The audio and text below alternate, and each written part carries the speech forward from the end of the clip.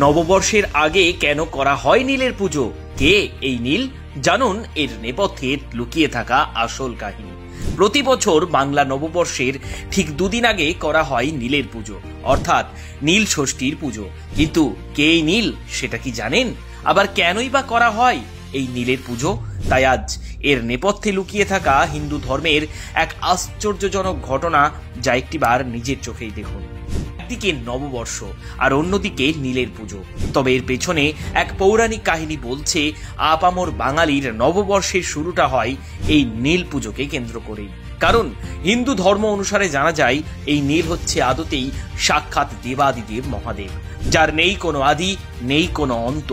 তিনি হচ্ছেন সাক্ষাৎ নীলকণ্ঠ, অর্থাৎ ব্রহ্মা বিষ্ণু মহেশ্বর নিয়ে এই ত্রিভুবন সৃষ্টি হলেও প্রচলিত রয়েছে শুধুমাত্র সন্তানের মঙ্গল কামনাতেই করা হয় এই নীল ষষ্ঠীর পুজো, আর যা হতে চলেছে আগামী 13 এপ্রিল রবিবার। তবে পৌরাণিক কাহিনী বলছে নববর্ষের আগে এই নীল পুজোর রহস্য। পুরাণ অনুসারে এদিন বাবা মহাদেবের সাথে বিবাহ হয় মা চণ্ডালিকার। তাহলে মাতা পার্বতী কোথায়? অর্থাৎ সে অনেক দিন আগের কথা। একজন ব্রাহ্মণ ও ব্রাহ্মণী বাস করতেন, যাদের কোনো কিছুতেই সন্তান হচ্ছিল না, আর হলেও সেটি একে একে মারা যাচ্ছিল। তবে এই ঘটনায় বিষণ্ণ ব্রাহ্মণ ও ব্রাহ্মণী অন্যত্র বাস করতে শুরু করেন। কিন্তু হঠাৎ করেই একদিন কাশীর গঙ্গার ঘাটে ব্রাহ্মণীর কাছে এক বৃদ্ধা এসে জিজ্ঞাসা করেন, মা তুমি কি ভাবছো? ব্রাহ্মণী তখন তার সন্তানদের অকাল মৃত্যুর কথা খুলে বলেন।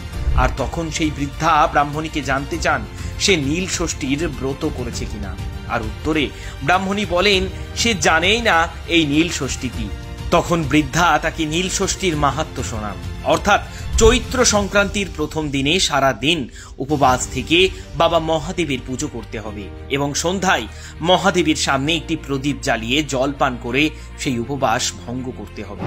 আর বৃদ্ধার এই কথা শুনে ব্রাহ্মণী তখন এই নীল ষষ্ঠীর ব্রত করলে আবারও তার কোলে সন্তান জন্ম নেয়। আর সেই থেকেই দিনটি পরিচিত হয় হিন্দু ধর্মের নীল ষষ্ঠীর ব্রত হিসেবে। আর এও বিশ্বাস করা হয় এই বৃদ্ধা আর কেউ নন, বরং সাক্ষাৎ মা ষষ্ঠী, যেদিন সন্তানের মঙ্গল কামনায় নীলের উদ্দেশ্যে বাতি জেলে পূরণ করা হয় বাবা মহাদেবের আশীর্বাদে সমস্ত মনোবাঞ্ছা। আর এটি হলো এই নীল ষষ্ঠীর আসল রহস্য। তবে আপনিও কি করেন এই নীল ষষ্ঠীর উপোস? জানান অবশ্যই কমেন্ট করে। আর নীল পুজোর আগে ভাগেই আজ এই ঘটনা সকলকে জানিয়ে দিতে আসুন ভিডিওটিকে প্রচুর শেয়ার করে ছড়িয়ে দিই সকলের মাঝে। জয় হোক নীলকণ্ঠের, জয় মা ষষ্ঠী।